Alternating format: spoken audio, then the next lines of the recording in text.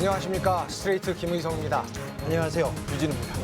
네, 이틀 전이었죠. 지난 7일 사법농단의 핵심 인물인 박병대, 고영한 두 전임 대법관에 대한 구속영장이 기각됐습니다. 양승태 대법원의 사법농단은 건국 이래 초유의 국가의 기강을 통째로 뒤흔든 그런 국기문란 사건이었습니다. 이에 대한 국민들의 관심도 컸고요. 저희 스트레이트도 그 기대에 부응하고자 열심히 이 사건을 추적을 했었는데요. 그렇습니다. 양승태 전 대법원장의 턱밑까지 추적했던 검찰의 칼날이 대한민국 사법부라는 거대한 벽에 부딪힌 그런 모양새입니다. 기각의 결정적인 사유가 공무관계가 불명확하다 이런 얘기가 있었는데 영장실질심사에서 이런 얘기가 나왔습니다. 가족관계를 운운해요. 그건 무슨 얘기입니까? 박병대 전 대법관의 노모가 구순인데 집에 가서 노모를 보고 싶다 이런 내용이 참작됐다는 겁니다. 아니 그러면은 지금 전국의 교도소와 구치소에 수감 생활하고 있는 수용자들은 뭐 어머니가 없어서 지금 다 그 감옥에 있는 겁니까 지금? 우리 대법관들의 법과 우리의 법이 다르다는 생각이 듭니다. 네, 이번 구속영장 기각에 대해서 국민들이 크게 분노하고 있습니다. 법원이 저지른 잘못에 대해서 법원이 재판하게 하는 것, 과연 가능할 것인가에 대한 의구심이 점점 강해지고 있습니다. 탄핵과 특별재판부 설립 주장에 대해서 힘이 실릴 수밖에 없는 그런 시점인 것 같습니다. 자, 박종욱, 곽동건 기자 나왔는데요. 오늘 스트레이트가 전해드릴 이야기는 어떤 것입니까? 네, 오늘 준비한 이야기는 우리나라 산업 현장에서 사람의 생명이 어떻게 다뤄지는지에 대한 이야기입니다. 그중에서도 초인류 기업이라는 삼성이 노동자들을 어떻게 바라보고 있는지를 취재했습니다. 핵심적인 내용이네요. 네, 지난 9월에 삼성전자 기흥 공장에서 이산화탄소가 노출되면서 노동자 2명이 숨지고 한 분이 중태에 빠지는 사고가 있었죠. 네네. 네, 저도 그 당시 뉴스를 접했었는데요. 당시에는 늑장 신고를 했다, 혹은 자체 소방대가 제대로 대처를 못했다, 이 정도의 문제 제기들만 있었던 걸로 기억하는데요. 삼성이 잘 대처했다 이런 얘기도 들었습니다. 예, 예. 네, 이 사고가 난 지 시간이 좀 지나면서 여러 가지 진실들이 하나씩 밝혀지고 있는데요. 저희가 이 사고를 처음부터 끝까지 살펴보니까 이 분출을 다투는 생사의 갈림길에서 이상한 점이 한두 가지가 아니었습니다. 긴급한 사고 현장에서 어떤 일들이 일어나고 있었는지 함께 보시겠습니다.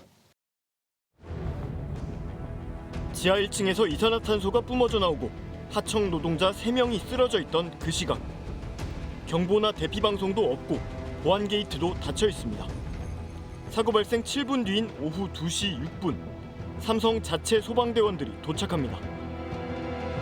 사고 발생 25분 뒤, 삼성 소방대원들이 이미 의식이 없는 부상자 2명을 데리고 나옵니다. 소방대원 1명은 휘청이며 넘어지고 다른 소방대원은 부상자 발을 잡고 질질 끌고 나옵니다. 심폐소생술은 이때야 시작됐습니다. 사고 발생 33분 뒤 병원 이송이 시작됐습니다. 이 시점까지도 삼성은 119 신고조차 하지 않았습니다. 응급 환자는 3명인데 삼성의 구급차는 2대뿐. 정원이 1명인 구급차에 의식을 잃은 부상자 2명을 태울 수밖에 없었고, 이 때문에 부상자 1명은 병원으로 가는 동안 호흡기나 약품 등 추가 응급 조치를 전혀 받지 못했습니다. 그리고 사고 발생 1시간 40분 뒤 부상자의 사망 가능성이 매우 높아진 시점. 그제서야 삼성은 환경부와 소방서에 사고 사실을 통보했습니다. 그나마도 소방서엔 119 상황실이 아닌 일반 사무실로, 환경부엔 한강유역 환경청으로 신고를 했습니다. 실제 현장으로 출동해야 할 환경부 화학물질 안전원과 119 상황실은 상황 파악에 혼선을 겪을 수밖에 없었습니다. 혹시 기흥구 삼성전자 쪽에서 혹시 이산화탄소 질식 사고가 있었나요? 언제적 거죠? 한 10분 정도 된 걸로 알고 있거든요. 잠깐만요. 저 하나씩 다 확인해야 돼가지고요. 잠깐만요. 일단 내용 들은 거는 없거든요. 아, 네, 알겠습니다. 네, 저기 사람 피해 있나요? 저희 인명피해 있죠. 사망 한 명이라고 알고 있거든요. 몇 시쯤이죠? 15시 50분 전에 신고할게요. 이미 사고가 일어난 지 2시간이 넘은 시점이었습니다. 그 삼성전자는 혹시 어떻게 됐나요? 상황실 연락처를 알려달라고 하니까는 그냥 모르쇠로 일반하고 전화 끊으시던데요. 이산화탄소를 들이마신 노동자 3명 가운데 2명은 결국 숨졌습니다. 사고 직후 늑장 신고 논란이 일자 삼성은 산업안전보건법에 사망사고가 났을 경우에만 즉시 신고 의무가 규정돼 있어서 병원에서 첫 사망 판정을 내리기 전까지 신고하지 않은 것은 법적으로 아무런 문제가 없다고 밝혔습니다. 그런데 삼성전자에서 이 같은 사고는 처음이 아닙니다. 4년 전 삼성전자 수원사업장에서도 이산화탄소 누출로 한 명이 숨졌습니다. 당시에도 경보장치는 울리지 않았습니다. 사고 1시간 뒤 삼성 자체 소방대가 숨진 피해자를 발견했고 역시 그때도 늑장 신고 논란이 일었습니다. 이 사고 이후 소방당국과 노동부는 자칫 목숨을 앗아갈 수 있는 이산화탄소 약제를 청정약제로 바꾸라고 지시했습니다. 그러나 삼성은 수원사업장 일부에서만 이 지시를 이행했고 전국 삼성전자 사업장 가운데 43곳에서 26만 킬로그램이 넘는 이산화탄소 약제를 지금까지 그대로 써왔습니다. 삼성이 정부 지시를 무시하는 사이 똑같은 인명사고가 반복된 겁니다. 이제 눈 가리고 아웅했던 게 결국은 또다시 두 분의 노동자가 목숨을 잃고 정말 삼성이 이걸 몰라서 못했다 이렇게 얘기하기는 정말 어려울 것 같습니다. 그런데 이번 사고 이후 소방당국 조사에서 치명적인 문제들이 속속 드러나기 시작했습니다. 사고 닷새 전부터 해당 건물에 설치된 비상경보장치가 모두 꺼져 있었던 겁니다. 색깔도 냄새도 없는 이산화탄소는 누출되더라도 노동자들이 알아차릴 수 없고 결국 영문도 모른 채 질식하게 됩니다. 그래서 누출은 기계로 감지해야 하고 경보가 울려야 노동자들이 대피할 수 있는데 이 경보장치가 아예 꺼져 있었다는 겁니다. 비상벨이나 이후에 이런 것들이 작동을 했는지 이런 것들이 파악이 혹시 되셨나요? 이 부분은 백브리핑으로 설명을 드리겠습니다. 심지어 사고가 난 뒤에도 이틀간 삼성은 경보장치를 계속 꺼뒀습니다. 현장 노동자들 누구도 치명적인 이산화탄소 유출을 전혀 알 수 없는 위험한 상황에 몰려 있었다는 뜻입니다. 직원들에게 이 누출 사실을 회사는 알렸습니까? CO2 방출 지역과 생산 라인은 별개의 공간이기 때문에 안 알렸습니까? 네. 안전하기 때문에 알리지 않았습니다. 이때뿐이었을까? 스트레이트는 삼성전자의 여러 공장에서 평소에도 경보장치를 일부러 꺼놓는 경우가 잦았다는 증언을 확보했습니다. 오작동률이 높습니다. 그래서 감지기 오작동 때문에 업무 중에 대피 방송이 나가고 그러면 불만이 많은 거죠. 삼성은 왜 경보장치를 꺼두었을까? 삼성전자 기흥과 화성 사업장에서 올해 들어 9월 4일까지 발생한 감지기 오작동은 1,100여 건. 경보장치를 항상 켜놓는다면 평균적으로 하루에 5번꼴로 대피 방송이 잘못 나갈 수 있고 이는 작업 효율 저하로 이어질 수 있다는 것입니다. 그런 불만 때문에 관리자들이 경보장치를 꺼놓으라고 지시를 내리는 것이고요. 다른 부서 임원들이 불만을 제기하니까요. 삼성전자 어느 사업장이나 마찬가지죠. 사고 시 법 위반으로 문제가 될 것을 알면서도 경보장치를 꺼놨고 이런 상황이 전국에서 일어나고 있다는 설명. 이번 사고 나고 기흥이랑 화성에서는 켜긴 켰는데 감지기 감도를 낮춰놨다고 하고요. 그러니까 불이 나도 감지가 될지 모르겠어요. 거기다가 다른 지역 수원이라든지 이런 곳에서는 아직도 아예 경보장치를 꺼놓은 상태죠. 소방당국 역시 이 같은 혐의를 확인하기 위해 사고 전 한 달치 경보 기록을 확보해 외부에 판독을 의뢰했습니다. 스트레이트는 이 같은 증언의 신빙성이 상당히 높다고 판단해 삼성전자의 사실 여부를 물었습니다. 여보세요? 저희가 기흥 사고 관련해서 좀 여쭤볼 게 있어서요. 죄송합니다. 제가 그 부분은 직설적으로 답을 드릴 수 없는 부분이죠. 근데 저희가 취재를 해보니까 사고 때 말고 평소에도 감지기 오작동이 많다는 이유로 경보장치를 고의로 꺼놓으신 걸로 확인이 되는데 커뮤니케이션 팀에 좀 연락을 해주시면 좋겠습니다. 이런 불법 행위에 대해서 알고 승인을 하신 건가요? 죄송합니다. 여보세요? 삼성전자는 현재 관계당국 조사가 진행 중인 사안이라 개별 내용에 대해서 대답할 수 없다고 밝혔습니다. 경보장치를 꺼놨다니요. 삼성이 운영하는 최고급 호텔에 객실에 경보장치를 꺼놨다고 한번 생각해 보십시오. 어떤 일이 일어날지. 그런데 더구나 이 작업장은 각종 유해물질이 가득한 곳이잖아요. 사고 위험성이 네? 큽니다. 노동자들의 생명과 직결되는 가장 중요한 게 바로 이 경보장치 아닙니까? 네, 맞습니다. 특히 반도체 공장에는 저희가 상상하기 힘든 수백 종류의 유해 화학 물질들이 다뤄지고 있는데요. 네. 그래서 이번 사고 피해가 커진 것도 경보장치가 울리지 않았기 때문이다. 이런 지적들이 반복이 됐었죠. 네네. 그런데 그 증언을 들어보면 경보장치를 꺼놓은 이유가 더 황당합니다. 왜죠? 오작동이 많았다. 그래서 일하는데 좀 방해가 된다는 불만이 많았다. 뭐 이런 이유라는 거죠. 오작동 때문에요. 삼성이 사람을 대하는 태도가 어떤 것인지 저는 이 사건에서 볼 수 있다고 생각합니다. 생명과 안전은 항상 뒷전이었다. 이렇게밖에 생각이 안 됩니다. 네, 그리고 저희가 확보한 증언에 따르면요. 이번에 문제가 된 기흥 공장 말고도 구미, 광주, 수원 이런 공장들에서도 일상적으로 경보가 꺼진 채 일을 해왔다. 이런 현장 목소리들이 있었거든요. 소방당국이 이와 관련해서 조사를 하고 있는데 네. 그 조사 범위를 전국 공장으로 좀 넓힐 필요가 있어 보입니다. 철저히 수사가 필요하네요. 그러네요. 예. 근데 좋습니다. 경보기는 그렇다 치고 이산화탄소 유출 사고가 일어나면은 일단 신고하는 게 제일 먼저 해야 될 조치 아닙니까? 네, 이산화탄소 유출 사고는 화학 사고입니다. 네. 화학 사고는 그 대량 인명 피해로 이어질 수 있기 때문에 네. 사고 발생 15분 이내에 즉시 신고를 해야 합니다. 그런데 사고가 일어난 후 1시간 40분 후에야 신고가 이루어졌습니다. 그 신고도 조금 이상합니다. 네, 그렇습니다. 119 아주 간단하게 신고할 수 있는데 삼성은 소방서 재난예방과 사무실 번호로 신고를 했습니다. 아니 사고가 나면 119로 해야 되죠. 그건 뭐 초등학생들도 다 아는 거 아닙니까? 그렇죠. 네, 그래서 혹시 삼성이 소방대원이 현장에 출동하는 걸 일부러 지연시키려고 한 것 아니냐, 그 사고 자체를 외부에 숨기려고 한 것 아니냐라는 의혹이 계속 제기되고 있습니다. 네.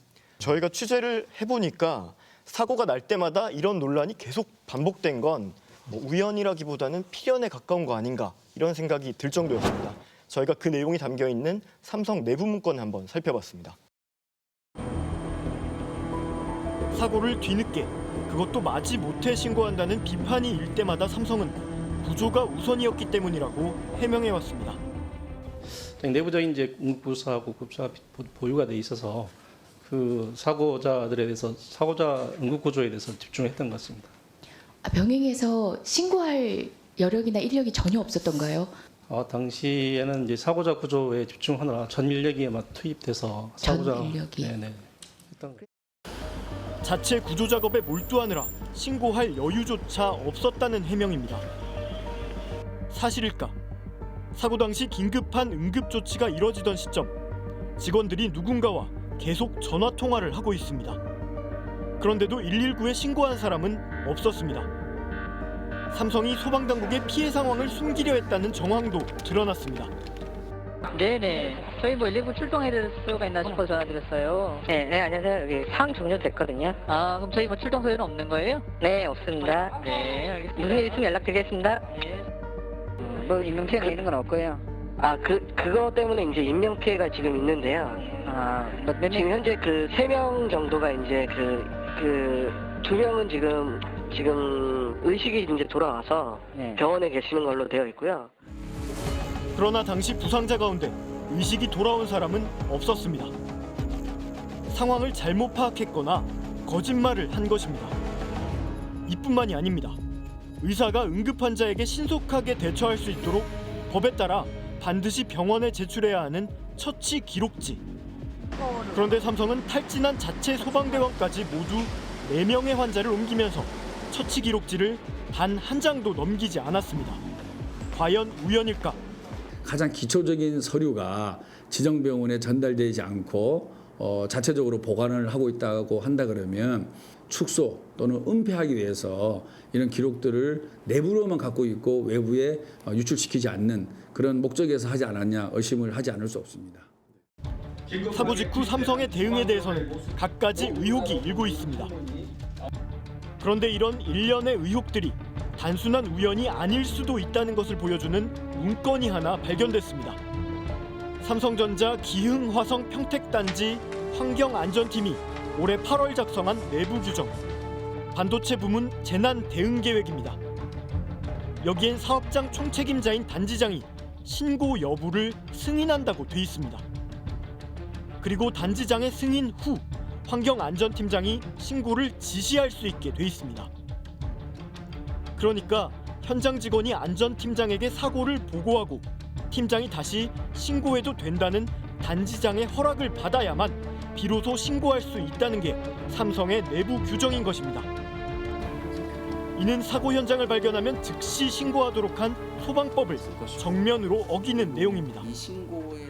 삼성의 사고 대응하는 매뉴얼에 따르면 묵장 신고가 우발적인 문제가 아니고 삼성이 지켜야 되는 규칙처럼 되어 있어서 현행법을 지킬 수 없는, 신고 의무를 제대로 이행할 수 없는 이런 지침을 재난 대응 지침이라고 가지고 있는 이런 삼성의 지금 상황이 참.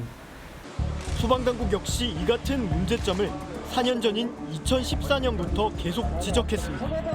하지만 삼성의 자체 매뉴얼은 지금까지 바뀌지 않았습니다. 이 매뉴얼의 또 다른 부분, 삼성은 내부적으로 사망사고를 대응 2단계 적색 등급, 그러니까 가장 심각한 재난으로 분류하고 있습니다.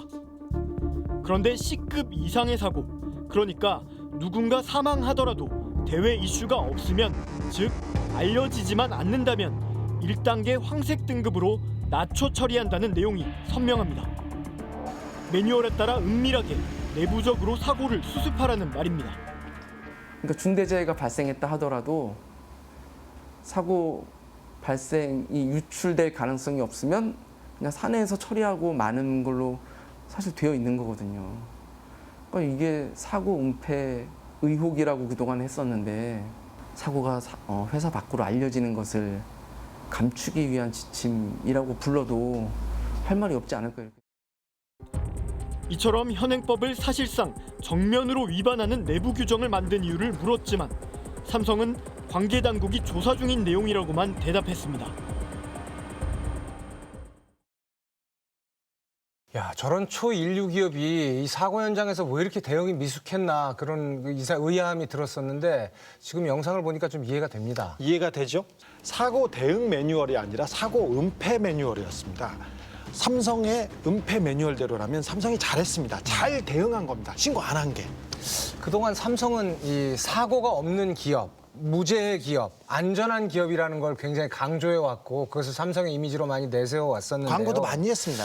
그들이 말하는 이 무죄라는 수식어 뒤에는 정말 재해가 없었다기보다는 수많은 은폐가 숨어 있었다. 이렇게 볼 수 있는 그런 대목이 아닌가 싶습니다. 네, 앞서 보신 이산화탄소 누출 사고가 있었던 기흥 공장은요. 실제로 1990년대에 최장기간 무죄를 기록했다면서 기네스북에 오르기도 했고요. 삼성의 간판 공장입니다. 그렇죠. 네, 무죄의 금탑상까지 받았던 곳이기도 합니다. 네, 그런데 좀 안타까운 사실은 이렇게 사고가 반복됐을 때 사고 피해자들이 하청업체 노동자들에 집중돼 있다는 겁니다. 네, 그렇습니다. 이번 이산화탄소 누출 사고 사상자 모두가 하청 노동자였고요. 지난번에도 그랬죠. 네, 2014년 이산화탄소 사고도 하청 노동자. 그 전에 불산 누출 사고로 돌아가신 분도 하청 노동자였습니다. 그러니까 가장 위험한 일에 하청 노동자들이 내몰리고 또 사고를 당하면 혼자서 이제 다 감당해야 되는 그런 상황인 건데요. 네. 저희가 삼성의 하청 노동자들을 직접 만나보고 왔습니다. 지난달 13일 서울 금천구의 삼성물산 물류센터. 소방대원들이 컨베이어 벨트 안쪽에 끼어있던 42살 문모 씨를 끄집어냅니다. 긴박하게 심폐소생술이 이어지고 곧바로 병원으로 이송됐지만 문 씨는 결국 뇌사 판정을 받고 아직 깨어나지 못하고 있습니다. 엄마였어. 아유, 일어나. 엄마. 삼성물산 물류센터에서 일을 시작한 지 11개월. 문 씨는 삼성물산의 의류들을 분류해 각 매장에 보내주는 역할을 해왔습니다. 이제 한 번 하면은 끈기 있게 하기는 하는 편이에요. 자기가 이제 어떤 뭐를 얼마를 받고 그걸 떠나서 더 자기가 하고자 하는 일은 되게 열심히 하는 사람이었가지고 착했던 신랑이었는데 애기도 좋아하고 가정. 그러나 삼성물산 직원은 아니었습니다. 삼성물산의 이 물류센터는 한 하청업체에서 위탁받아 운영하고 있는데 문 씨는 이 업체에서 또다시 재하청을 준 파견업체 소속이었습니다. 문 씨와 함께 일했던 동료들은 몇 년 전부터 계속 사고를 일으킨 기계 설비 자체에 문제가 있었다고 말합니다. 워낙 장롱이 심해서 일단 설비팀 말로는 삼성물산에다가 이제 요청을 했대요. 근데 그 부분이 비용 문제 때문에 이제 저쪽에서는 뭐 잘 안 들어준다라는 얘기를 제가 들었거든요. 그리고 결국 하청 노동자들이 알아서 기계를 고쳐 쓰는 일이 다반사였고 사고가 난 날도 역시 마찬가지였다는 것입니다. 아니 돈이 얼마가 들었든 고장난 기계는 고쳐주셔야지 사람이 죽을 수도 있는 거잖아요. 기계 하나로 인해서. 문 씨가 뇌사 상태에 빠진 지 한 달. 그런데 지금까지도 삼성물산은 고사하고 1차 하청업체에서조차 피해자 가족들에게 연락 한 번 없었다고 합니다. 그런데 지금 삼성은 지금 나타나도 않고 아무도 오지도 않았어요. 거기에 너무 괘씸한 거예요. 저는 애가 죽어가는데 어쩌면 자기들도 자식을 키우고 있는데. 문 씨는 여전히 호흡기에만 의지하는 뇌사 상태. 아들이 자꾸 아빠는 언제 오냐고 아빠는 깨어났냐고 물어보더라고요. 아빠 언제 오냐고. 그래서 크리스마스 날 올 거야 그랬는데 어떻게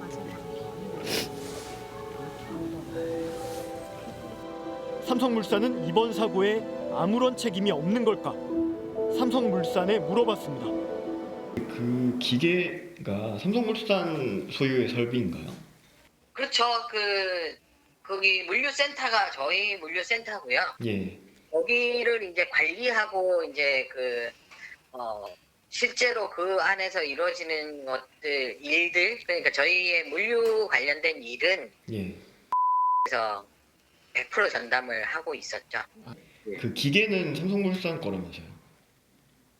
그러니까 설비는 저희 거죠. 예. 네. 근데 책임은 없으신 거예요? 제가 약간 상식적으로는 이해가 잘 안 돼가지고.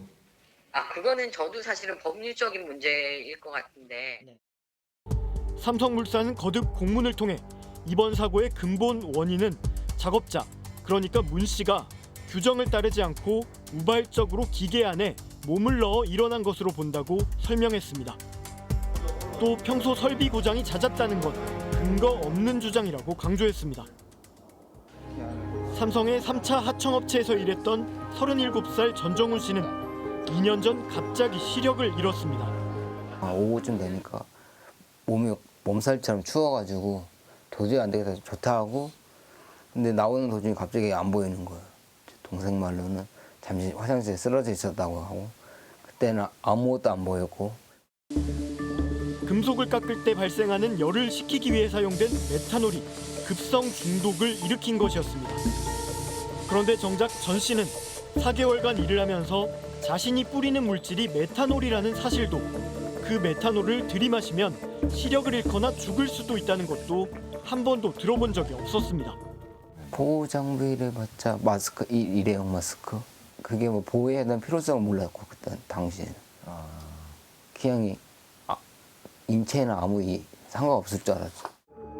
전 씨와 같은 메탄올 실명 피해가 곳곳에서 속출하자 2016년 당시 정부는 전국 3천여 곳 사업장을 전수조사했습니다. 그러나 또 다른 피해자가 생기는 걸 막지 못했습니다.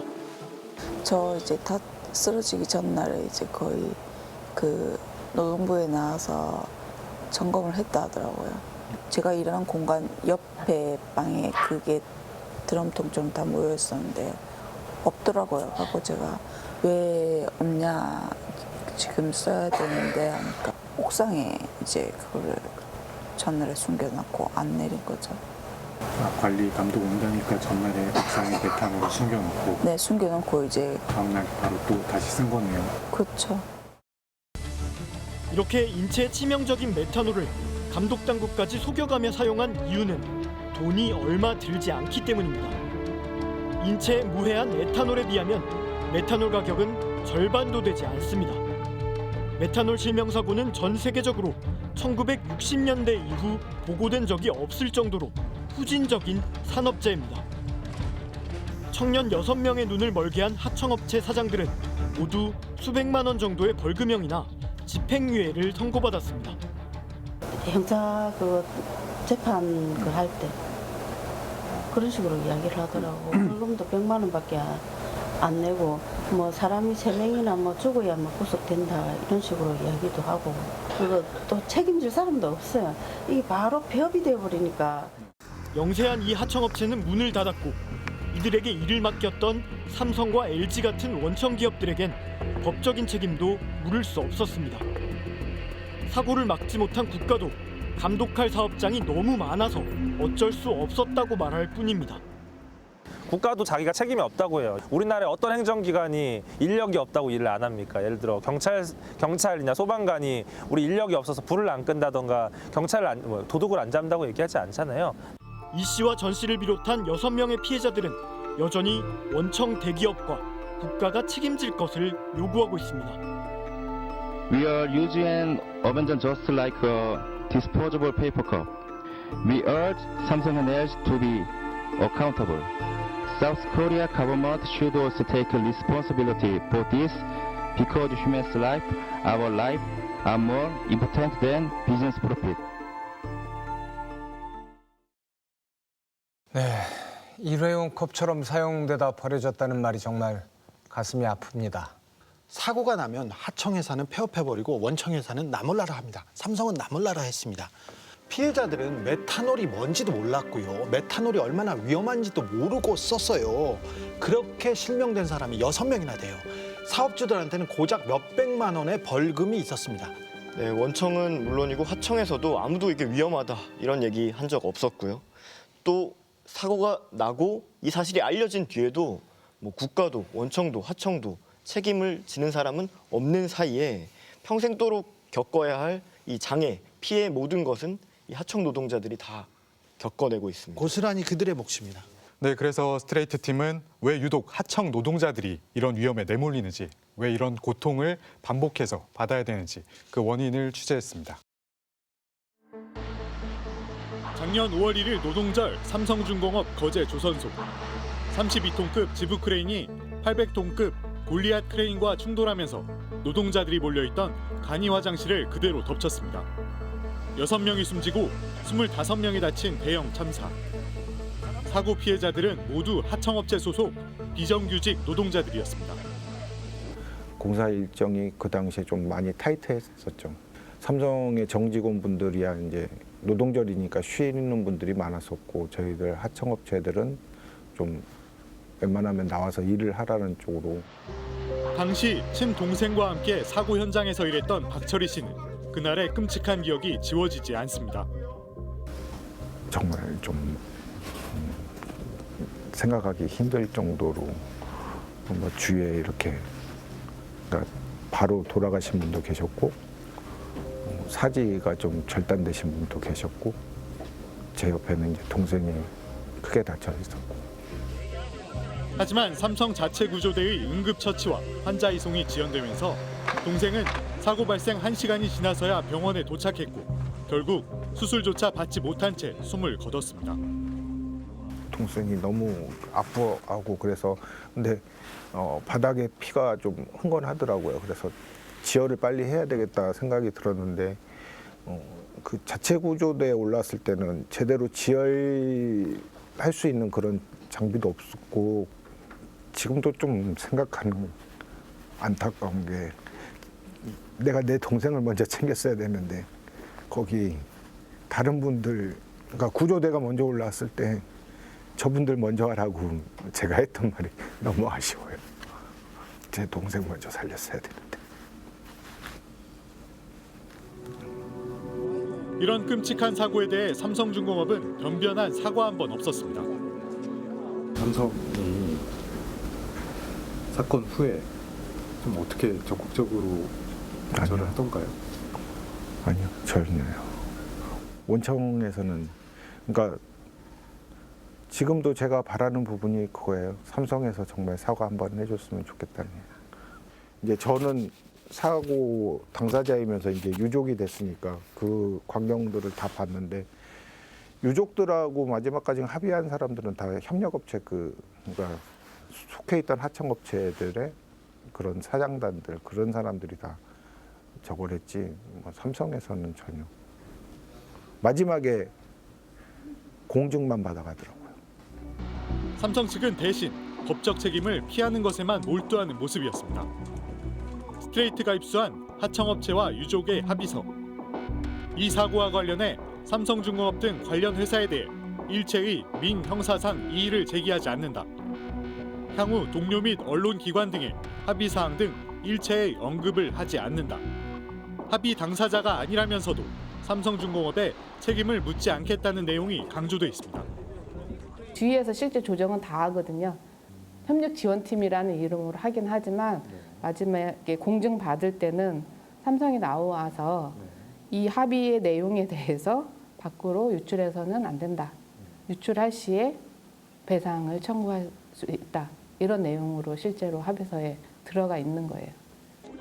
30여 명의 사상자를 낸 이 사고에서 결국 골리앗 크레인 신호수 1명만 과실치사 혐의로 구속됐을 뿐 삼성중공업 대표와 안전 담당 임원 등은 입건조차 되지 않았습니다. 삼성중공업 법인 등이 산업안전법 위반으로 기소됐지만 이 역시 현행법상 처벌은 수백만 원 정도의 벌금형에 불과합니다. 벌금이 대부분이죠. 일부 징역형 나오면 다 집행유예.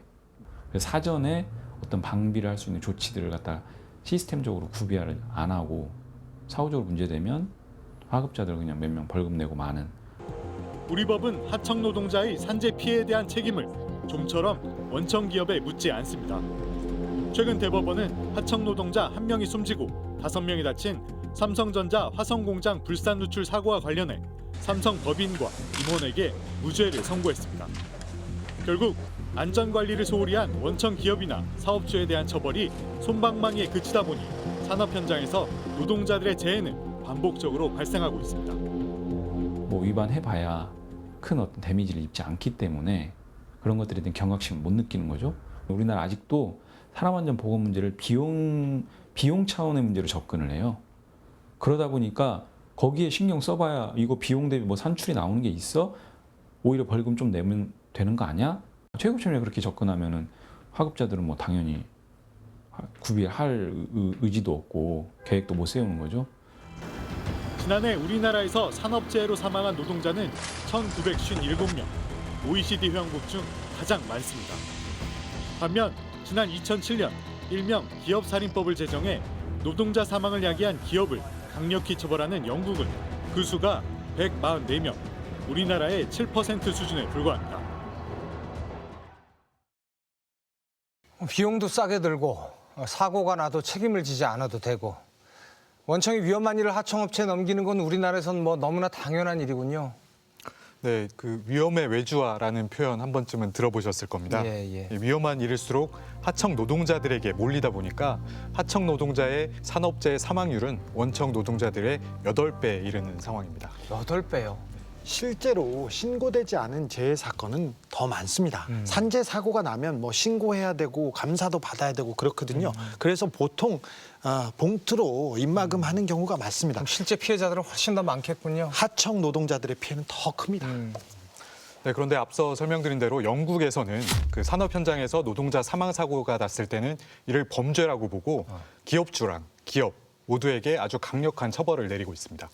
네, 단적인 예로 벌금만 비교를 해봐도요. 우리나라에서는 사망 사고가 나도 뭐 벌금 몇백만 원이라고 아까 말씀드렸잖아요. 영국에는 벌금의 상한선이 아예 없습니다.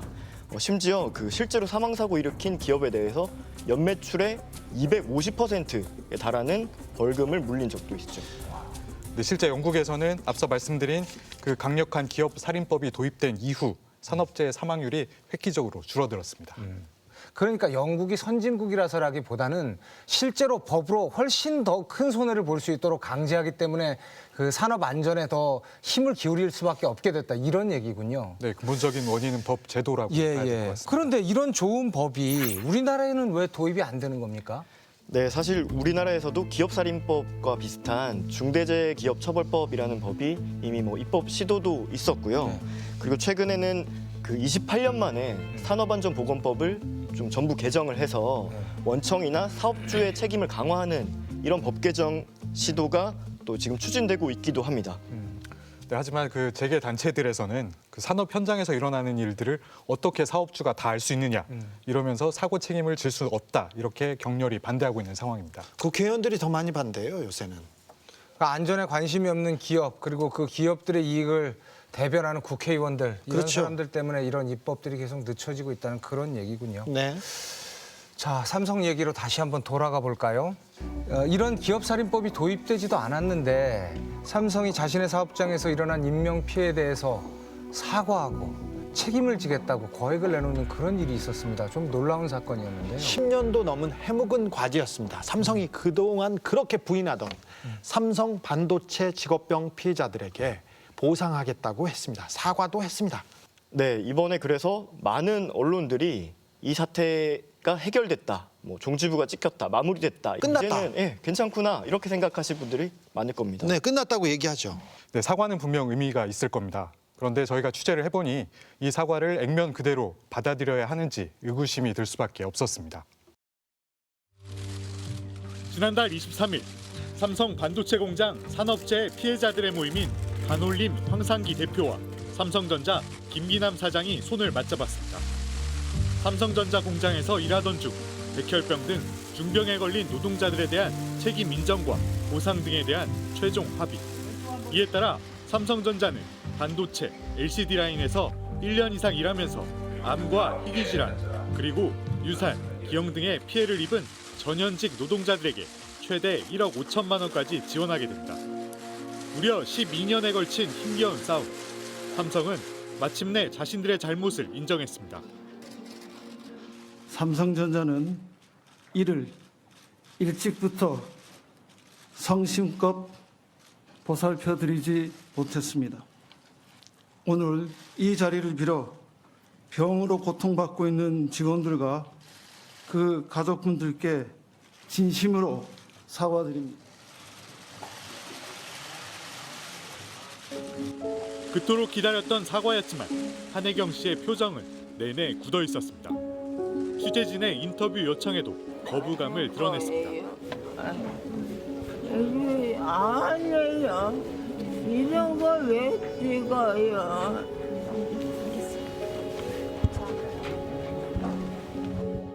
이제 혜경이는 사과 부분이 만족하지도 않고 마음에 닿지도 않는 거예요. 왜냐, 혜경이는 구체적으로 좀 사과를 해줬으면 항상 원했었어요. 화가 나서 얘가 막 이를 악물고 막 이 손을 막 부들부들 떨었거든요. 천천히, 너무 빨라요. 천천히, 무릎 꿇지 않고. 지체장애, 언어장애 1급, 시력도 거의 잃었고 그마저도 초점이 맞지 않아 안경 한쪽은 가려야 합니다. 19살에 입사해 6년 동안 반도체 공장에서 납땜 작업을 하던 한혜경 씨는 지난 2005년 뇌종양 수술을 받았습니다. 20대 젊은 나이에 마주한 절망적인 현실. 혜경 씨뿐 아니라 그녀를 돌봐야 하는 가족 모두의 삶이 무너져 내렸습니다. 창피한 아직까지도 이게 기저귀 같은 거 그런 용품에 의외로 많이 들어가거든요. 근데 그런 것 때문에도 정말 많이 힘들었죠. 근데 이게 이제 세월이 가면 갈수록 집 팔고 전세 갔다 사극세 갔다 지금도 저희 사극세 살거든요.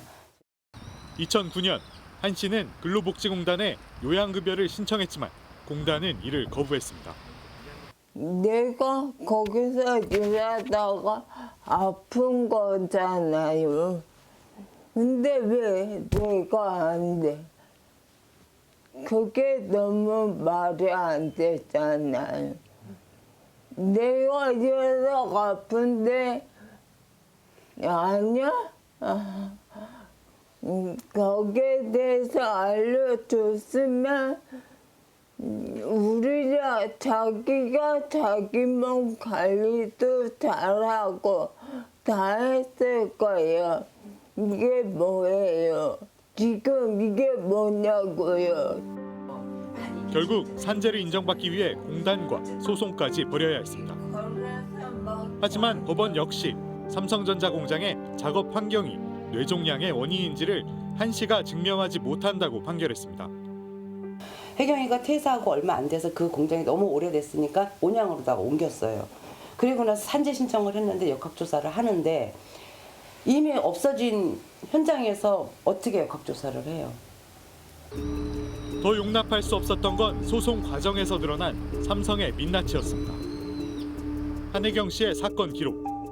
삼성이 선임한 국내 굴지의 대형 로펌 변호사들이 보조 참가인으로 명시돼 있습니다. 말이 보조 참가인인지 각종 서면 제출과 기일 변경 등 실질적인 소송 진행은 삼성 측 변호사들이 도맡았습니다. 우리가 소송을 하면은 근로복지공단에서 변호사도 1명 나왔었거든요. 그리고 삼성에서 보통 변호사가 3명, 4명, 5명까지 나와요. 근로복지공단 변호사는 한마디도 못하고 갈 때가 많아요. 다 삼성 변호사들이 변론을 하죠. 공단하고 삼성이 같이 그 피고가 돼서 삼성의 초대형 로펌 변호사들이 엄청난 서명 공세를 하고 아주 공격적으로 이 소송을 이끌어 왔었거든요. 어떻게 이렇게 근로복지공단이 노동자 편을 들지 않고 삼성과 이렇게 한 몸이 돼서. 문제는 또 있습니다. 직업병 피해 입증을 위해 필수적인 증거는 작업 환경 측정 보고서. 그런데 삼성은 이 작업 환경 측정 보고서가 영업 비밀이라며 공개를 필사적으로 막고 있습니다. 한혜경 씨와 같은 피해 노동자들은 사실을 입증할 핵심 증거 없이 삼성과 법정 다툼을 벌여야 하는 겁니다. 영업 비밀에 포함된 그 어떤 물질 때문에 이 사람이 병에 걸렸을 수도 있는데 그런 물질들은 다 가려져 있으니까 비밀이니까 규명을 할래야 규명을 할 수도 없어요. 그런데도 이걸 입증해야 산재를 인정해 준다는 건 사실 어불성설이죠. 지난 2007년 이후 반올림을 통해 산재를 인정해달라고 신청한 삼성전자 반도체 LCD 노동자 75명 중 산재로 인정받은 경우는 단 25명. 많은 피해 노동자들은 병의 원인도 모른 채 생을 마감했거나 송두리째 망가진 삶을 살아가고 있습니다. 혜경 씨는 최근 자신이 입은 산업재해를 인정해달라며 재심을 신청했습니다. 엄마랑 조그만 가게나 하나 하면서 살자. 결혼해서 살자. 그냥 그거예요. 근데 이렇게 돼버렸네요. 아유, 기가 막혀. 아주 진짜 한 인간 인생을 엎어놨잖아요. 전 인정을 받아야겠어요. 저 같은 사람도 안 나오기 위해서도 그렇고. 다른 분들은 어떠셨는지 모르겠지만 저는 저 삼성전자 김기남 사장, 지금은 부회장으로 승진하셨다고요? 저분의 사과 발언에서 더욱더 분노할 수밖에 없었습니다. 제대로 보살피지 못해서 죄송했다니요. 잘못했잖아요. 잘못을 했고 죄를 지은 겁니다. 그리고 죄에 대해서 사과하고 배상을 해야 될 사람들이 마치 제대로 시혜를 베풀지 않아서 그동안 미안했으니 이제는 시혜를 베풀겠다 이런 태도를 취하는 거 정말 처음부터 잘못 생각하고 있는 것 같습니다. 아직도. 그리고 앞에서는 사과하고 보상하겠다고 얘기하면서 뒤에서는 산업재해를 증명하는 데 꼭 필요한 작업환경 보고서는 절대 공개 못하겠다. 이거는 산업재해로 인정을 하지 않겠다는 얘기 아닙니까? 법원에서도 작업환경 보고서를 공개하라고 했잖아요. 판결을 내렸잖아요. 판결을 내렸습니다. 노동부도 공개하라고 했어요. 그런데 이제는 산자부가 나섰어요. 산자부가 나서가지고 이건 국가 기밀이니까 유출하면 공개하면 안 된다고 삼성 편을 들고 있습니다. 더 이해할 수 없는 건 미국 텍사스에 삼성 반도체 공장이 있는데 이곳에서는 어떤 유해 물질이 있는지 그리고 얼마나 위험한지에 대해서 거기서 일하는 노동자들뿐만 아니라 일반 시민들에게도 공개하고 있다는 겁니다. 삼성은 미국 사람만 무섭고 한국 사람 무섭지 않습니까? 네, 결국 우리가 이 삼성 사례에서 볼 수 있듯이 뭐 기업이 아무리 앞에 나서서 뭐 사과를 하고 거액을 내놓고 한다고 하더라도 이 인명사고에 대한 기업과 기업주에 대한 처벌, 이 처벌이 제도적으로 보장되지 않는다면 사실 이런 일은 계속해서 반복될 수밖에 없다는 걸 알 수 있습니다. 네, 그래서 말씀드린 대로 우리나라에도 기업살인법 같은 강력한 제도적 장치가 도입되지 않는다면 삼성의 이번 사과도 거의 일회성에 그칠 가능성이 높아 보입니다. 근본적인 해결책이라고는 볼 수 없을 것 같습니다. 한 해 2,000명, 하루에 6명의 노동자가 일터에서 산업재해로 목숨을 잃고 있습니다. 언제까지 이런 일이 계속돼야 할까요? 지금까지 우리 사회에서 무지해라는 말은 산재, 은폐의 또 다른 표현이었는지도 모릅니다. 앞으로 우리 사회의 가치를 이윤과 비용에 둘 것인지 생명과 안전에 둘 것인지 그 기준을 마련하고 만들어 가야 할 때입니다. 끈질긴 추적 저널리즘 탐사기획 스트레이트. 저희는 다음 시간에 뵙겠습니다.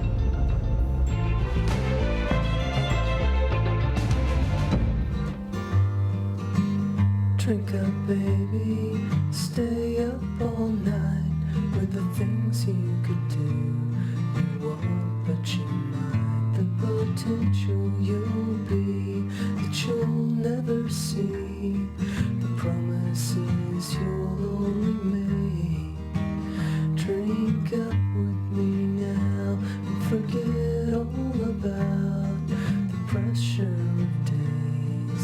Do what I say and I'll make you okay and drive them away. The images stuck in your head. People you've been before that you don't